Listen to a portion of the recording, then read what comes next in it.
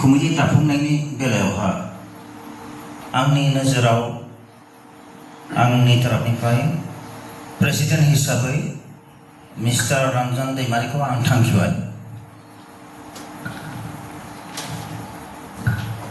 बिथांनि थांखिनायाव आं गायसनबाय। अन्नानै साबायखर आरो जोंहा प्राइमारिनि जेनेरेल सेक्रेटारि सनाइगाव प्राइमारिनि जेनेरेल सेक्रेटारि आं बेखौबो सायख'नो थाखाय हाउसआव आङो एंगारनानै होनाय जाबाय।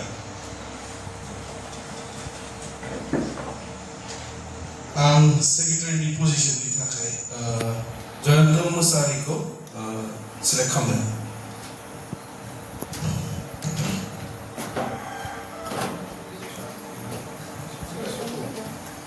बिथांनि थांखिनायाव आं गायसनना होनाय जाबाय।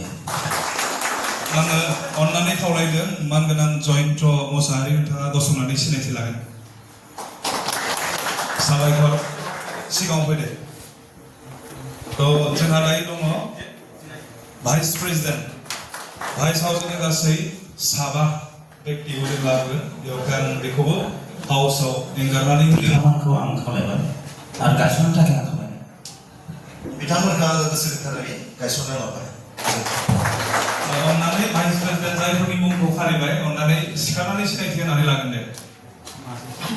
बिकेन, बिजय, मनेश, सन्जित साबायखर। जोंहा भाइस प्रेसिडेन्टआव जोङो 7 जों मोनबाय।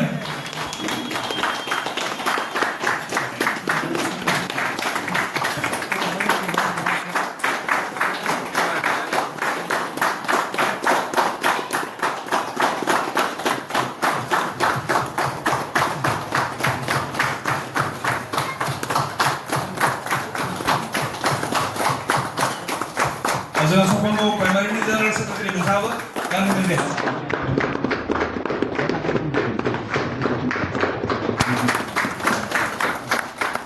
थारैनो बाख्नायजाथाव जों जोबोद गोजोननाय मोनदों जाय बेक्तिफोरखौ दिनै जोङो सनाइगाव प्राइमारिनि बिबानगिरि महरै बिबान होगोन।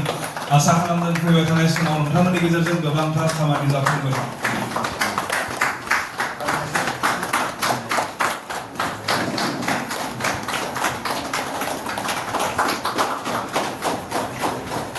बे समाव हाबाफारिया जोबनाय गसंनि खनसे लाइन मोननैनि आरोखि जानानै बिसोर इथिंबो मोखां जादों आरोखि ओरै गसंनानै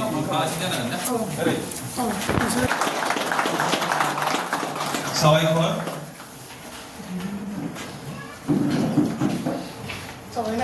गाव गावबागाव मासियाव बे समाव जिरायनो हासिगोन।